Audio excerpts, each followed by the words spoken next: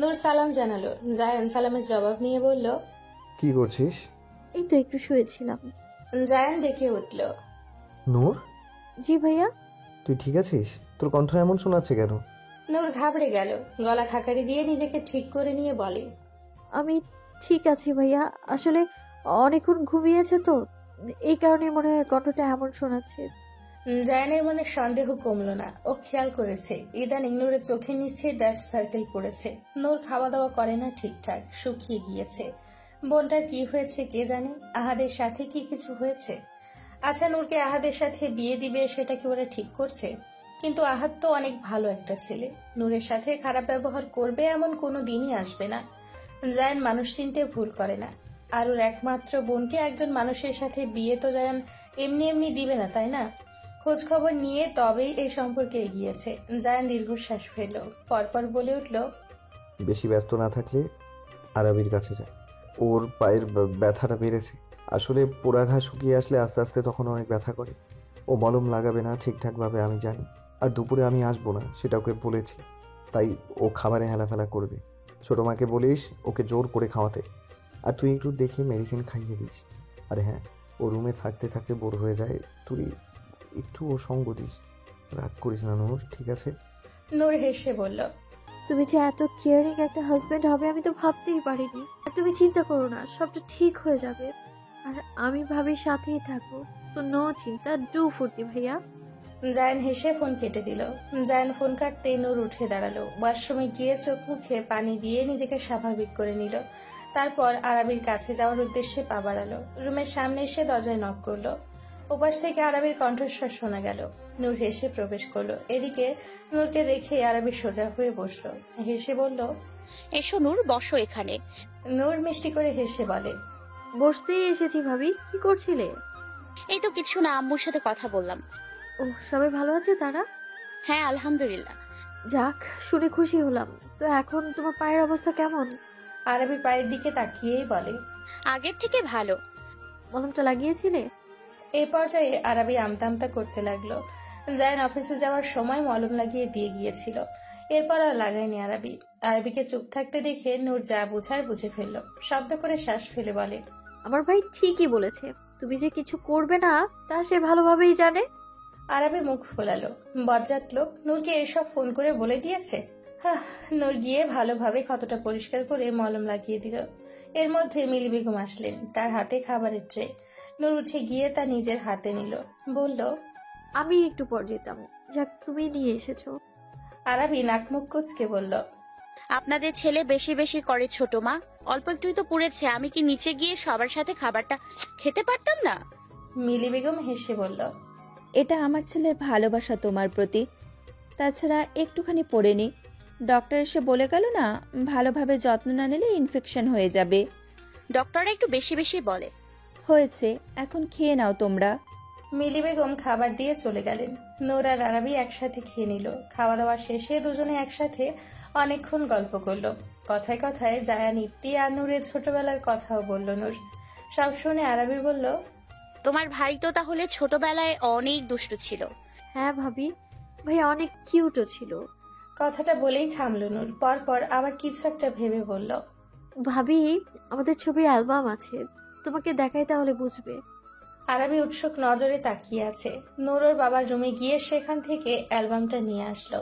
তারপর আরবির সামনে বসলো। প্রথমে জায়ানের দাদা দাদি আর নিহান সাহেব আর মিহান সাহেবের ছবি। তারপর আস্তে আস্তে এগিয়ে গিয়ে নিহান সাহেবের বিয়ের ছবি। এই ছবিটা দেখে চমকে উঠলো আরবি। এটা তো সোহানার সাখাওয়াত না, এটা অন্য কেউ। তবে কে? আর নিহান সাহেবের সাথে বধূ বেশে দাঁড়িয়ে আছে। আরবির মনে প্রশ্ন জাগ্রত হয়, তবুও চুপ থাকে। এইভাবে আরো অনেক ছবি দেখলো নিহান সাহেব আর ওই মহিলাটার। এবার মহিলার কোলে একটা বাচ্চা। নূর সেটা দেখিয়ে বলে, ভাবি, এটা জায়ান ভাইয়া। আরবি চোখ পিটপিট করে তাকায়। ছোট্ট একটা বাচ্চা জায়ান।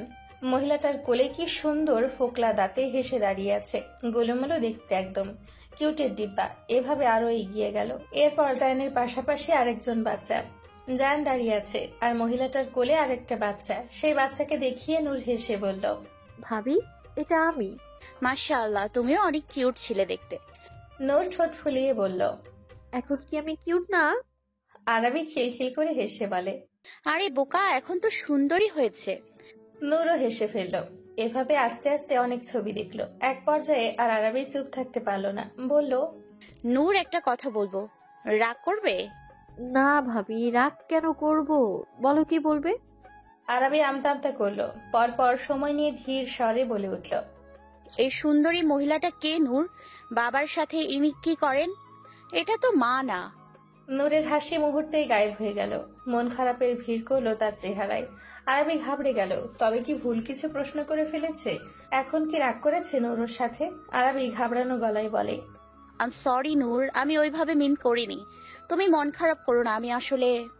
ওকে ভাবি, আমি বুঝতে পারিনি যে ভাইয়া তোমাকে এখনো এই বিষয়ে জানায়নি। অনেকটা গম্ভীর কণ্ঠে বলে উঠল নূর। কিছুক্ষণ পিনপত নিরাপদ রইল।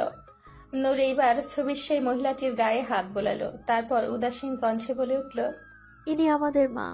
আরাবি চমকে তাকালো কথাটা শুনে। ইনি যদি ওদের মা হয় তো সুহানা শাখাওয়াতকে? নূর ফের বলে, আমার মা যখন আমার 4 বছর বয়স তখন রোড অ্যাক্সিডেন্টে মারা যান। এখন যিনি আমাদের মা তিনি আমাদের আসল মা না, মা আর তিনি হলেন বোন। মা মারা যাবার পর আমার দাদা আর নানা বাবাকে আর সুহানা মাকে বুঝিয়ে শুনিয়ে আবার বিয়ে দেন। কারণ তখন আমি অনেকটাই ছোট, ভাইয়ার বয়সও তখন বেশি না। সবার জোড়াজোড়িতে আর আমাদের মুখের দিকে তাকিয়ে বাবা বিয়ে করতে রাজি হয়ে যান আর বিয়ে করেন সুহানা মাকে। তবে বাবা সুহারা মায়ের সঙ্গে কোনোদিনও সংসার করেননি। তুমি খেয়াল করেছো কিনা জানি না, তবে বাবার সুহানা মা আলাদা রুমেই থাকে। নূরের মুখে সব শুনে আরাবি অনেকটাই অবাক হলো। পরপর সোহানা শাখাওয়াতের প্রতি ওর সম্মান আরো বাড়ল। সৎ মা হয়েও আরাবি রেখেছে সোহানা শাখাওয়াত যথেষ্ট স্নেহ করেন জায়ান আর নূরকে। আরাবি নূরের হাত ধরল, বলল, মন খারাপ করো না নূর, আল্লাহ তাআলা কখন কাকে নিয়ে যান কেউ বলতে পারেন না। যার হায়াত যতটুকু সে ততটুকুই বাঁচবে। তুমি আমি চাইলেও মৃত্যুকে আটকাতে পারবো না। তবে এটা বলবো, ভাগ্য করে সুহানা মায়ের মতো আবার দ্বিতীয় একজন মা পেয়েছে, যে এইভাবে তোমাদের নিজের সন্তানদের মতো আগলে রেখেছেন। সত্যি তার প্রতি আমার সম্মান বেড়ে গেল। আরাবির প্রথম কথাগুলো ভালো লাগলেও শেষের কথাগুলো শুনে মনে মনে তাচ্ছিল্য হাসল নূর। মনে মনে বলে, ভাবি তুমি আর জানো না তার এই বিয়ের পেছনে কি উদ্দেশ্য ছিল। আর আমাদের উনি সন্তান মেনেছেন সব টাকার সম্পদের লোভে করেছেন তিনি। ইস, যদি তোমায় এই সত্যিটা আমি এখন বলতে পারতাম। তো এখনো সঠিক সময় হয়নি এটা জানানোর। আগে জায়ান ভাইয়াকে জানাতে হবে এই বিষয়ে। ভাইয়া থেকেই তুমি শুনে নিও। কথাগুলো মনে মনে বলে দীর্ঘ নিঃশ্বাস ফেলল নূর। বসে বসে জায়নের কথা ভাবছে আরাবি। মানুষটা নিজের মা হারিয়েছে। নিশ্চয় মা হারানোর যন্ত্রণা অনেক ভয়াবহ। সুহানা শাখাওয়াত ভালো মানুষ, তাই তো এই কারণেই জায়ন আর নূর এতটা স্বাভাবিকভাবে লাইফ লিড করতে পেরেছে। না হলে আর 5টা সৎমাইদের মতো যদি সুহানা শাখাওয়াত হতেন তো আজকে জায়ন আর নূর ঠিক কি অবস্থায় থাকতো তার কল্পনা করলো না আরাবি। ঘুম পাচ্ছে আরাবির। ঘড়ির দিকে তাকালো, রাত 11টা বেজে 23 মিনিট। জায়ন এখনো আসলো না। দুপুরেও আসলো না বাসায়। এখন এত রাত হয়ে আসলো তাও আসলো না। আরাবি ফোন কল করলো তাও ধরলো না। 2-3 বার দেওয়ার পর তো এখন ফোনটাও বন্ধ বলছে। আরাবির অভিমান হলো। এইভাবে কল না ধরার কোনো মানে আছে? একবার তো কল করে বলতেও পারতো কি কারণে আজ এত দেরি হচ্ছে। মুখ ফোলালো আরাবি। মেডিসিনগুলো খেয়ে নিয়ে এবার শুয়ে পড়লো। আর অপেক্ষা করবে না। একসময় গভীর নিদ্রায় ডুবে গেল আরাবি। প্রায় রাত 12:30টার দিকে বাসা আসলো জায়ান। আজ অফিসে এত চাপ ছিল যে দম ফেলবার সময়টুকু পায়নিও। এত ক্ষুধা পেয়েছে যে বলার বাহিরে। দুপুরেও খায়নি। এসে রান্নাঘরের দিকে গেল। ভাবলো খেয়ে তারপর একেবারে রুমে যাবে। গিয়ে দেখতে পায় নূর ডাইনিং এ বসা।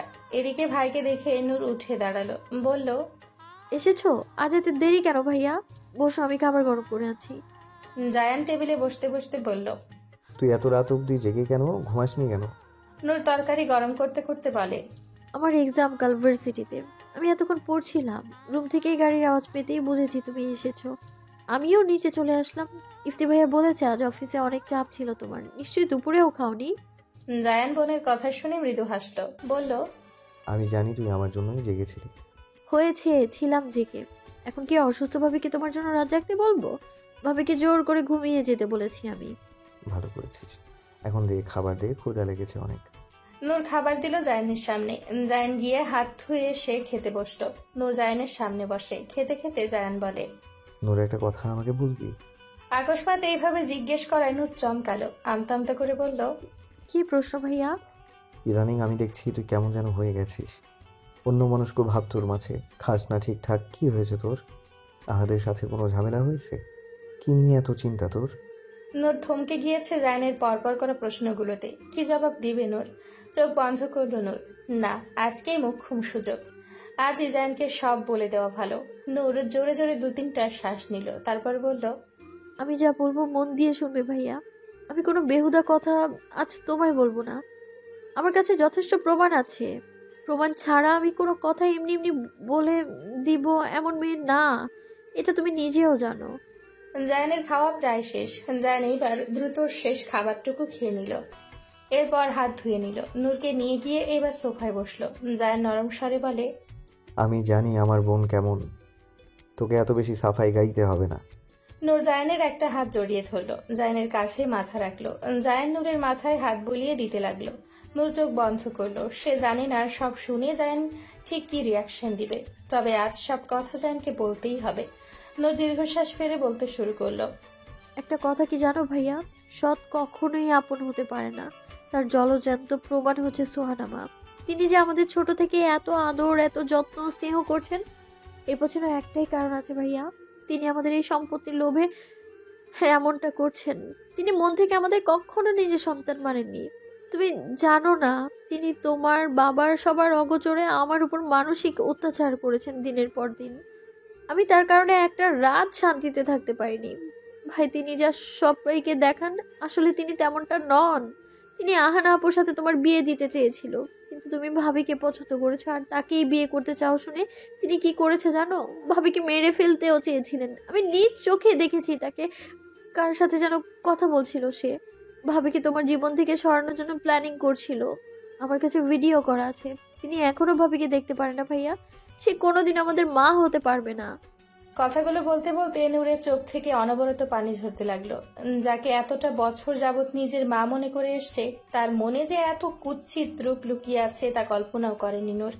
এদিকে জায়ানের থেকে কোনো সাড়া শব্দ না পেয়ে নূর জায়ানের দিকে তাকায়। জায়ান খুব শান্ত চোখে নূরের দিকে তাকিয়ে আছে। নূর ভড়কালো খুব। জায়ানের চোখে মুখে অবাকতার কোনো রেশ নেই, যেন জায়ান আগে থেকেই এসব জানে। নূর ভ্রু কুচকালো, সন্দিহান কণ্ঠে বলল, ভাইয়া তুমি কিছু বলছো না কেন? জায়ান ঠান্ডা কণ্ঠে বলল, অনেক রাত হয়েছে, ঘুমিয়ে পড়। এত রাত জাগবি না, শরীর খারাপ করবে।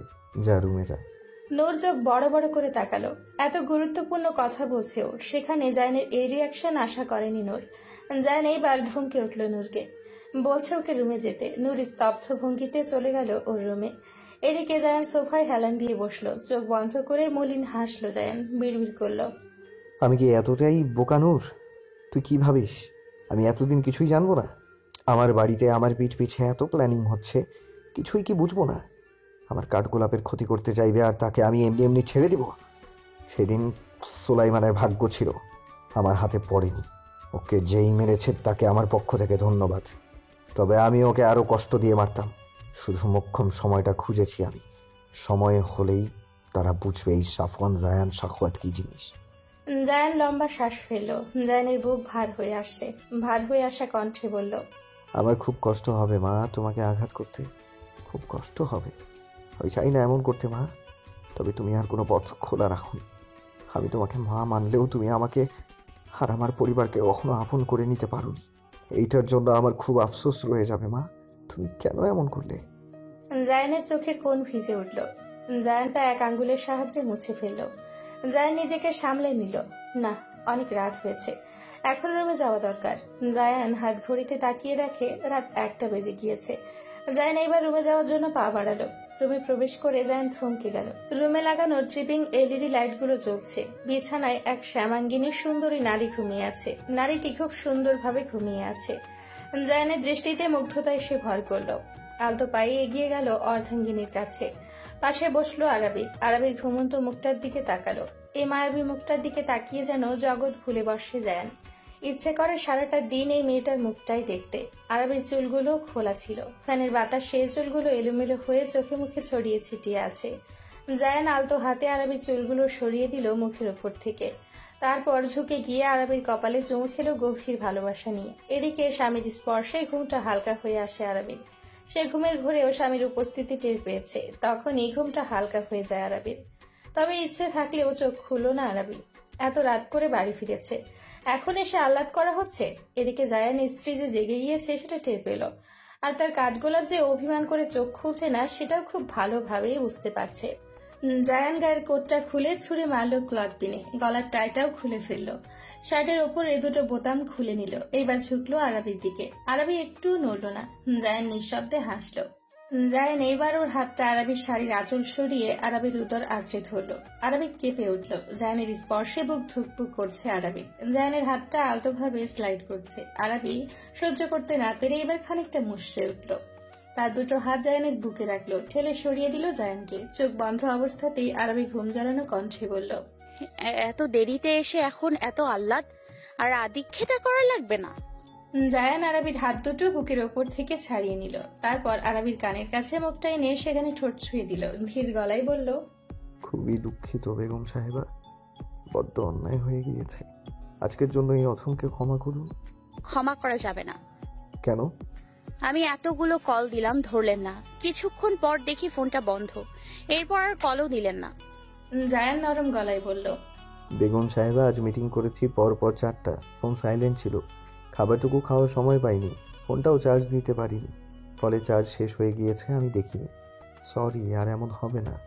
আরাবি কিছুই বলল না, চুপচাপ মুখ ঘুরিয়ে নিল। জায়ান হেসে ফেলল। প্রিয়তমার অভিমান ভাঙানো যেন প্রিয় একটা কাজ জায়ানের। জায়ান কিছুই বলল না। ও আরাবির শাড়ির আঁচলটা সরিয়ে ফেলল।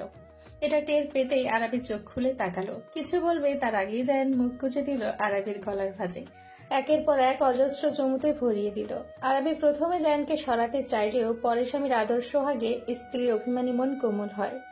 জায়ানের এক একটা আদরে স্পর্শে আরাবির দেহে শিহরণ বয়ে যাচ্ছে। আরাবি দু হাতে জায়ানকে জড়িয়ে ধরে। জায়ান মুখ তুলে তাকালো। আরাবি নিভু নিভু চোখে জায়ানের দিকেই তাকিয়ে আছে। জায়ান আরাবির গালে খুব আদরে ভাবে স্পর্শ করলো। কোমল স্বরে বলে উঠল, তুমি আমার জীবনের অমূল্য রত্ন এবং আমি আল্লাহর কাছে তোমার প্রতি আমার আবেগ এবং স্নেহ সবসময় প্রতিষ্ঠিত করি। তুমি আমার উপর আর অভিমান করে থেকো না কাঠগোলাপ, ভালোবাসি তো। জায়ানের মুখে ভালোবাসি শব্দটা শুনে আর অভিমান ধরে রাখতে পারল না আরাবি। আরাবি ধীরভাবে দুহাত উঁচিয়ে জায়ানের গলা জড়িয়ে ধরল। জায়ানের চোখে আকার সম ভালোবাসা নিয়ে আরাবির কাছে আসলো। আরাবি চোখ বন্ধ করলো। জায়ান আরাবির ঠোঁটে ঠোঁট ডুবিয়ে দিল। কাঁপলো আরাবি। অদ্ভুত ভালো লাগায় খামচে ধরলো জায়ানের কাঁধ আর পিঠ। তারপর স্বামীর ভালোবাসায় সাড়া দিতে লাগলো। যতই অভিমান করুক, স্বামীর একটুখানি যত্ন আর ভালোবাসা পেলে তো নারীমন গলে যেতে বাধ্য। আরাবির সাথেও তাই হলো। স্বামীর ভালোবাসায় নিজেকে তলিয়ে নিল। দীর্ঘ রাতটা স্বামী স্ত্রী পার করলো গভীর ভালোবাসার মাধ্যমে। পৃথিবীর সেরা এবং সবচেয়ে সুন্দর জিনিসগুলি দেখা বা স্পর্শ করা যায় না, সেগুলি হৃদয় দিয়ে অনুভব করতে হয়। তেমনি স্বামী স্ত্রীর মধ্যে ভালোবাসা সবসময় বলে প্রকাশ করতে হয় না, অনুভব করে নিতে হয়। মেয়েদের মনে ভালোবাসা এবং অভিমান দুটোই থাকে বেশি, তাই অভিমানটাকে ভালোবাসার চেয়ে বড় করে দেখা যাবে না। তাই স্বামীদের উচিত স্ত্রীর সব অভিমান ভালোবেসে ভাঙানো। যুদ্ধে বিজয়ী হলেই বিপ্লবী হওয়া যায় না। প্রকৃত বিপ্লবী তো সেই, যে স্ত্রীর মনে একমাত্র বীর পুরুষ। কাল বাদে পরশু আলিফার জন্মদিন। আরাবি ভেবেছে আজ একটু বাহিরে যাবে, কিছু গিফট কেনা লাগবে না বুঝি। হাতের কাজগুলো সেই জন্য জলদি সেরে নিয়েছে। দুপুরে রান্নাটাও করে নিয়েছে আরাবি। মিলি বেগমের শরীরটা আজ ভালো নেই, তাই আরাবি আজ রান্না করেছে। বিয়ে 4 মাস হয়ে গিয়েছে। এই কয়দিনে তেমন কোনো কাজই করেনি আরাবি। শুয়ে বসে দেখতে দেখতে কেটে গিয়েছে 4 মাস। কিন্তু এভাবে আর কয়দিন। ও এ বাড়ির বড় বউ, ওর নিজের তো অনেক দায়িত্ব আছে। কাজ সব শেষ করে নিয়ে রুমে ফিরে আসলো আরাবি। এখন একটু একটু নিরিবিলি সময় পেয়েছে। এখন জায়ানকে বলে অনুমতি নেওয়া যাক। আরাবি 7-5 না ভেবে জায়ানকে কল করলো। 2 বার রিং হতেই জায়ান কলটা রিসিভ করলো। আরাবি সালাম জানায়। সালামের জবাব নিয়ে বলে, কি করছো? আরাবি বিছানায় বসে পা দুলাতে দুলাতে বলে, এই তো কিছু না। একটু পর আজান দিবে, গোসল তো মনে হয় করনি, গোসলটা করে নামাজ পড়ে নাও। আচ্ছা ঠিক আছে। আর আজকে আপনি বাসায় আসবেন দুপুরে? জায়ান একটা ক্লান্তময় শ্বাস ছেড়ে বলল, না, আজ আসবো না। তুমি অভিমান করো না সোনা, কাজের অনেক প্রেশার। বাবা আর ইফতিও সমানে কাজ করছে, একটার পর একটা প্রজেক্ট হাতে আসছে যা আমরা হাতছাড়াও করতে পারছি না। আরাবি দীর্ঘশ্বাস ফেলল। সে বুঝে জায়ানকে। সে জানে লোকটা আপ্রাণ চেষ্টা করে বাসায় তাড়াতাড়ি আসার জন্য, ওর সাথে আলাদা একটু টাইম স্পেন্ড করার জন্য, কিন্তু লোকটা পেরে ওঠে না। এই কদিন 3 বেলা খাবারটুকু মনে হয় খায়নি মানুষটা। আরবির মন খারাপ হলো, তবে তা বুঝতে দিল না জায়ানকে। হালকা আওয়াজে বলল,